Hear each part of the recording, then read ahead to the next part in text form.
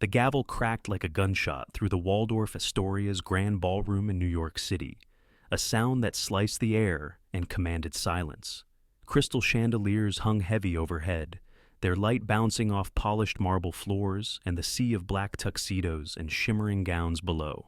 Victor Reynolds, a broad-shouldered 50-year-old real estate titan with salt and pepper hair slicked back just so, stood tall at the podium. His sharp gray eyes scanned the crowd, taking in the Wall Street sharks, socialites, and media hounds who'd shelled out thousands just to be in his orbit. This was his annual charity auction, a glitzy circus he ran every spring, not just to raise cash for some vague good cause, but to remind everyone who owned this city. Tonight's big finale was a chaotic Jackson Pollock knockoff, starting bids already in the millions, and Victor was in his element, soaking up the power as hands shot up like pistons. $2 million going once? Anyone gonna top that? His voice rolled out, deep and smooth, carrying the weight of a man who'd clawed his way from nothing to everything.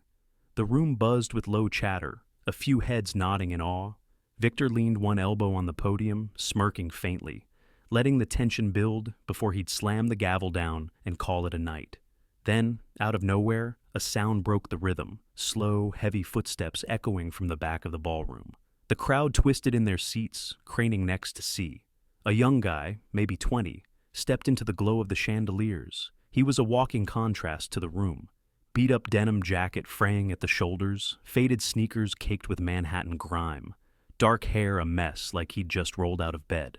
His face was sharp, all angles and shadows, with eyes that burned bright but carried a cold edge, like he'd seen more than most, twice his age. The air went still, every whisper dying out. Victor's grip tightened on the gavel, his jaw clenching. "Who the hell are you, kid? This ain't a soup kitchen. You lost or something?" Irritation spiked his tone, but he kept it clipped, polished, the way a guy like him talked to nobodies. The kid didn't blink. He marched straight up the aisle, past the stunned onlookers, and climbed the steps to the stage with a calm that set Victor's nerves on edge. Security in black suits moved in, earpieces crackling, but Victor waved them off with a flick of his hand. He was curious now, maybe even a little amused. When the kid stopped a few feet away, he spoke, not loud, but clear enough to punch through the silence.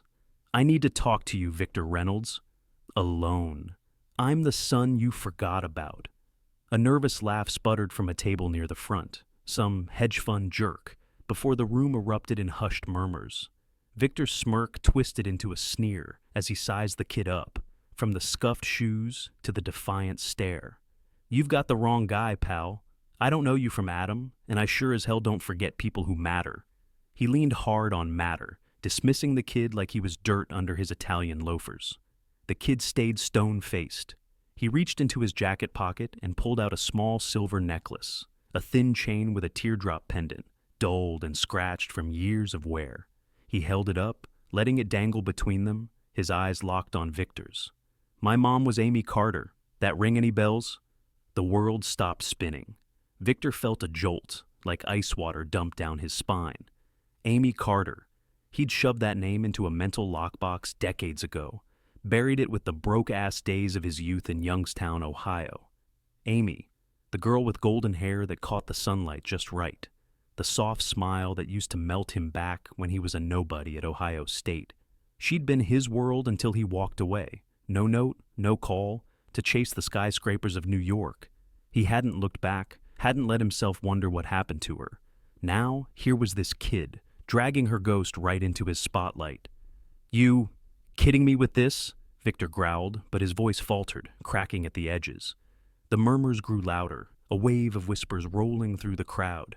He could feel their stares, his CFO, the gossip columnists, his own damn staff, piercing him like needles. "I'm not here to mess around," the kid said, steady as steel. "Name's Liam. I'm not after your money or your fancy life. I just want the truth about my mom, about you, about why I grew up without a dad."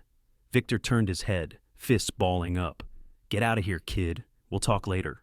He snapped the order, refusing to meet Liam's eyes. Security edged closer, but Liam didn't fight it. He stepped down, leaving the necklace on the podium like a quiet middle finger to Victor's whole existence. The auction collapsed into a mess after that. Victor barked that it was over, dropped the gavel with a thud, and bolted to a private lounge off the ballroom. He sank into a leather armchair, hands shaking as he snatched up the necklace. Memories flooded back, him slipping it around Amy's neck that last snowy night in Columbus, her laughing as she called it her lucky charm. She'd never said a word about a kid. Or had he just never stuck around long enough to hear it? Sleep didn't come that night.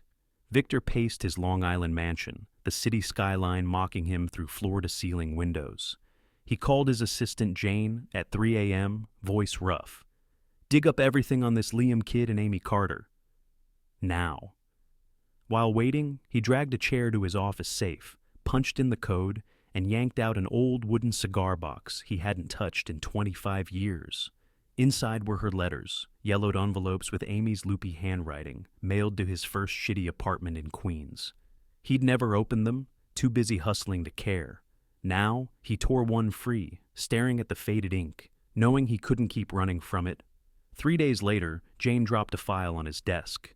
Amy Carter had died 2 months back. Cancer, alone in a crumbling house in Youngstown. Her stuff included diaries, stacks of unsent letters, and a Polaroid.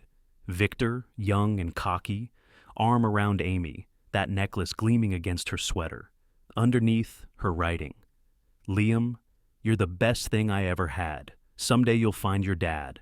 Victor slumped back, hands clawing at his hair. Anger mixed with regret, churning in his gut. Liam wasn't some scam artist. He was his blood. A truth he'd dodged, on purpose or not, for 2 damn decades. The past had kicked down his door. And now what? Face it head on, or bolt like he did with Amy all those years ago? Outside, New York glittered like always, but inside Victor's cold, sprawling mansion, the shadows closed in, tight. Victor didn't catch a wink after the auction. His Long Island estate, all sleek lines and modern art, felt like a damn prison. He sat in his study, the desk lamp throwing harsh light across his face. Lines deeper now, eyes hollow. The silver necklace lay in his palm, its weight heavier than it should have been. Amy's diaries sat untouched on the desk, each one a time bomb he wasn't ready to detonate. Victor Reynolds had crushed competitors, built an empire from scratch. But now, he was crumbling under something he couldn't just buy his way out of. By morning, he couldn't sit still. He called his driver, told him to head to Brooklyn, specifically a rundown stretch near the waterfront where Liam worked. Jane had tracked him to The Pit, a dive bar wedged between crumbling brownstones, its neon sign flickering like a dying star. Victor stepped inside, the stench of stale beer and cigarette smoke hitting him hard. Old rock tunes growled from a jukebox in the corner, the bass thumping through sticky floors. Liam was behind the bar, wiping glasses with a rag so worn it was practically threadbare. He didn't look up, but Victor knew he'd clocked him the second he walked in. "You knew I'd show up," Victor said, voice gravelly from lack of sleep. He slid onto a stool, trying to play it cool like he was still the king of the room, but his hands twitched on the scarred wood counter. Liam shrugged, keeping his eyes on the glass. "Didn't think you'd bother, but you're here, so what's your angle?" His tone was flat, casual, like Victor was just another drunk looking for a refill. Victor sucked in a breath, tamping down the urge to snap. "You want the truth? Here it is. I didn't know you were out there. Amy never said a word. If she was pregnant, that's on her for not hunting me down." He spat the words out, shifting the blame like it was a business deal gone south. Liam stopped wiping, lifting his head slow. His eyes locked on Victor's, not hot with anger, but simmering with a hurt that ran bone deep. "You think she didn't try? You bailed on her, man. No note, no call, just gone. She wrote you for 2 years straight. Sent letters to that old Queens dump you lived in. You ever crack one open?" Victor went rigid. Those letters in the cigar box, he'd tossed them aside, too busy chasing his first million, too wired to look back. Amy had been a footnote, a soft spot he couldn't afford when he was clawing out of the gutter. "You didn't know I existed because you didn't want to know," Liam said, voice dropping to a raw edge. "Mom busted her ass in a factory, sewing jeans till her fingers bled, just to keep food on the table. One night, she passed out cold on the line, right there in the middle of her shift. Didn't stop, though. Couldn't, because she was terrified I'd starve. You ever stop to think about that kind of life? The words slammed into Victor like a freight train. He wanted to fire back, to say he'd had no options, that ditching Ohio was his ticket out of poverty. But Liam's eyes, Amy's eyes, pinned him down, stripping away every excuse. For the first time in his life, Victor felt like a speck. The bar went quiet between them, just the jukebox grinding out a Springsteen track about broken dreams. Victor cleared his throat, forcing out, "What do you want from me, huh? Money? A condo in the city? I can set you up with anything." Liam let out a short, bitter laugh. "Your cash can't buy back the years I slept on a busted couch in a trailer. I don't need your handouts. I just want to know why you never looked for her, not even once." That hit harder than anything. Victor gripped the bar, head dipping low. Why? Because he was a coward. Because going back meant facing the life he'd run from. Meant maybe staying in Youngstown forever with Amy instead of building towers in New York. Now, staring at Liam, he saw the wreckage of that choice. A son he'd never known. A woman who died alone. Rain started pelting the bar's grimy windows as Victor stood to leave. Liam's voice cut through. "If you're serious about making it right, don't do it for me. Do it for Mom, the one you walked out on." It stuck in Victor's ribs like a shard of glass. Back at the mansion, Victor's polished shell shattered. He sat at his desk, flipping open Amy's diaries with trembling hands. Her words spilled out in shaky cursive. Today, Liam asked where his dad was. I didn't have an answer, just hugged him and cried till I couldn't breathe. "Victor, if you ever read this, I don't hate you, but I hope someday you'll see our boy. He's worth it." Each line carved into him, tearing down the walls he'd spent 20 years stacking up. Outside, the scandal was catching fire.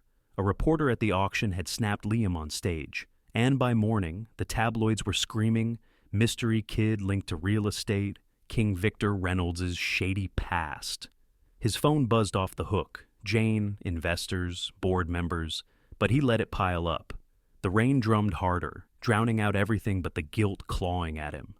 Across the river in her sleek Manhattan loft, Helen, Victor's fiancée, a whip-smart lawyer with a corner office, sat hunched over her laptop, the article glaring back at her.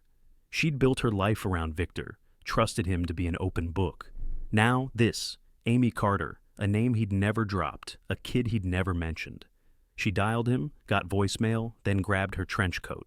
She wasn't waiting for answers. She'd dig them up herself.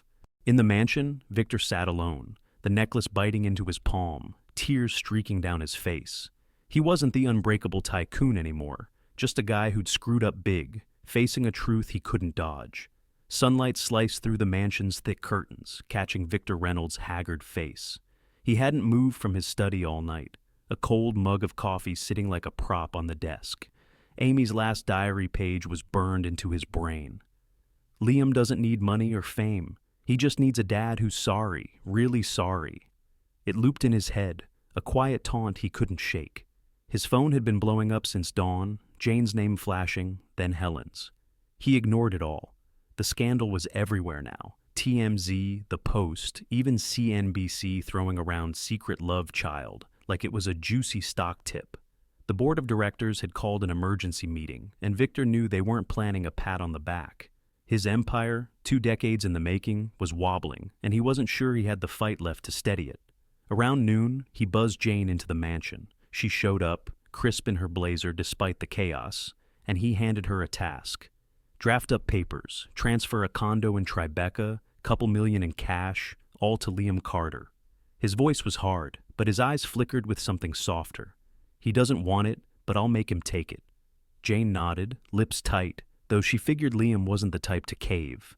That afternoon, Victor rolled back to the Pit in Brooklyn. The bar was dim, same old rock tunes grinding out of the jukebox, a couple of grizzled regulars nursing beers in the corner. Liam was behind the counter, wiping down the same spot like it was a ritual. His eyes flicked up when Victor walked in, but they stayed cold, distant. Victor slid the thick stack of papers across the bar. "This is what I owe you and your mom. A place in Tribeca, cash, enough to live easy for life. Take it, Liam." Liam skimmed the top page, then pushed it back with a slow shake of his head. "I told you, I don't want your damn charity.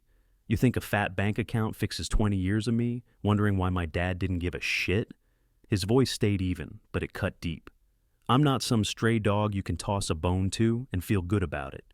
You want to make this right? Man up and be real. Quit hiding behind your checkbook." Victor froze, the words sinking in like lead. It wasn't just a rejection. It was a slap to everything he'd built his life on. He wanted to argue, to say he was trying to help, but Liam's truth stung too hard. Money and power had always been his fix, not now.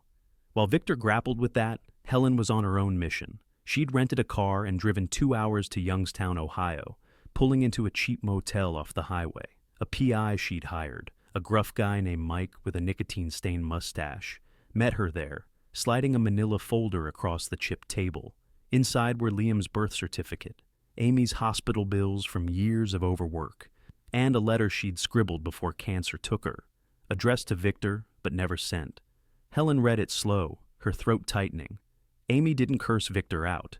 She just wrote about raising Liam alone, hoping he'd turn out better than either of them. Liam was proof of a love Victor had tossed aside.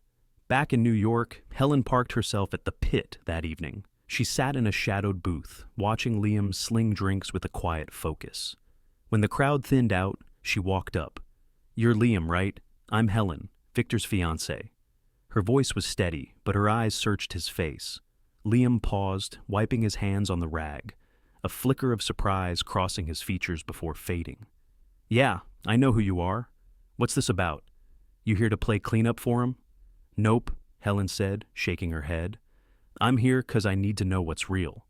Victor's kept this whole thing from me, and I'm done pretending it's not happening." She held his gaze. "You're not like him? You've got something honest about you." Liam smirked, leaning on the counter. "Honesty didn't pay the bills when I was eating canned soup for dinner, but it kept me from turning into a guy like him."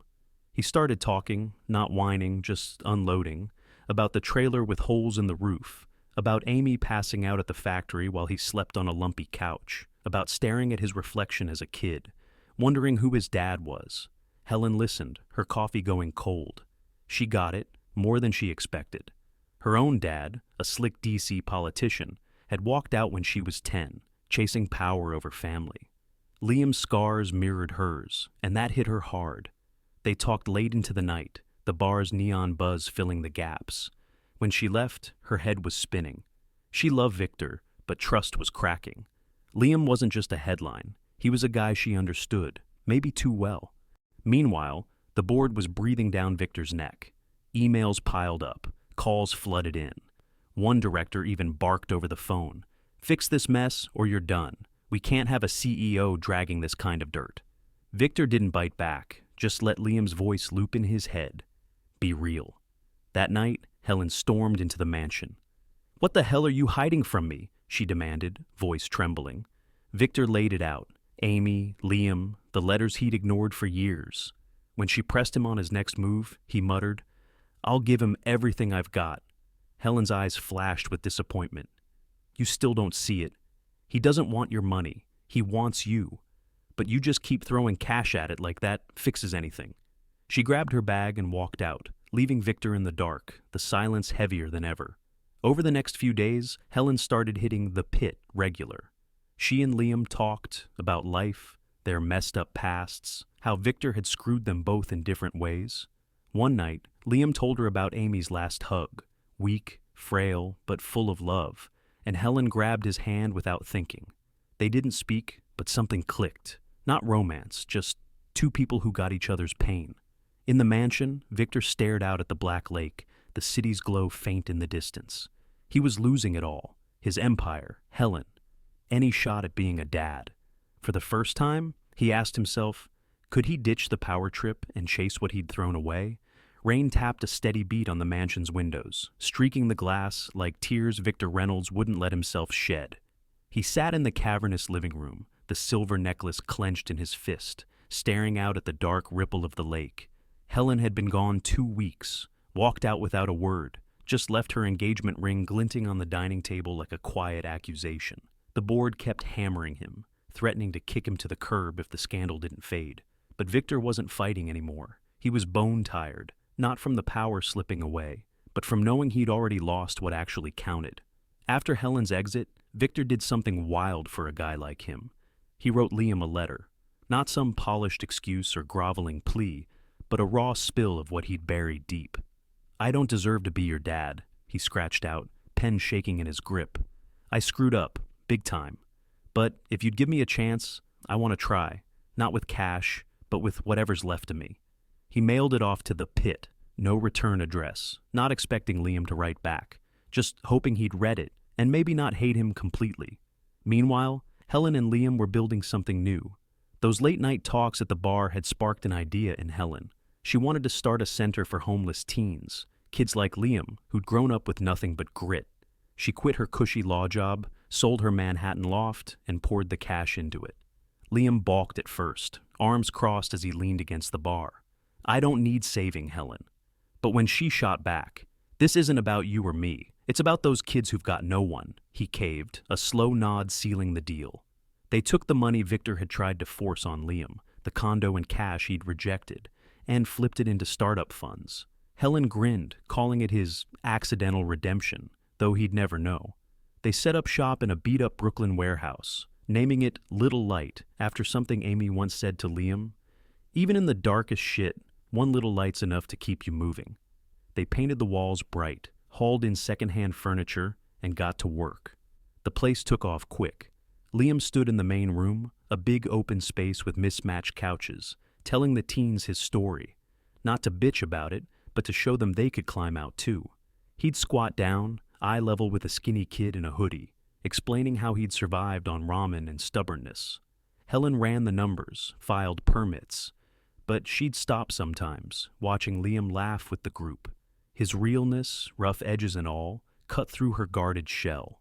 They weren't a couple, not family in the classic sense, but they had a tie, forged from the crap they'd both waded through. One rainy afternoon, Victor drove his sleek black SUV to Little Light. He didn't call ahead, just parked across the street, umbrella up, peering through the drizzle.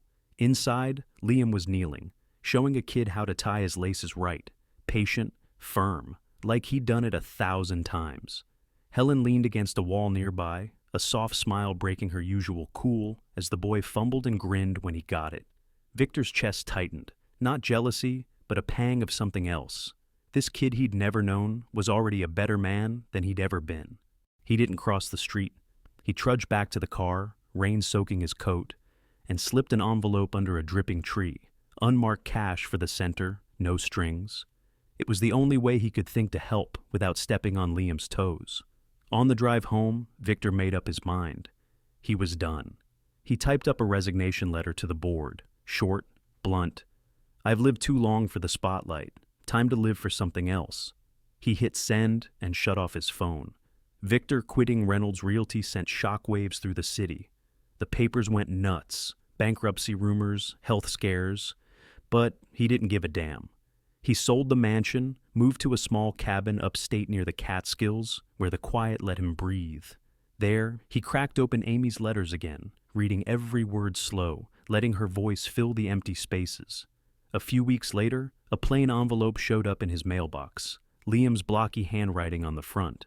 Victor tore it open, hands unsteady. Inside, a few lines. "We don't need to be together to be family, but thanks for figuring that out," before it was too late. Tucked in was a photo, Liam outside Little Light, Helen beside him, a dozen scrappy teens grinning wide. Victor sank into an old armchair, the letter pressed to his chest, tears rolling down his craggy face. Not sad tears, relieved ones. Liam didn't call him dad, didn't need to. He'd forgiven him, in his own way, and that was more than Victor deserved. For the first time in forever, he felt human. Months rolled by.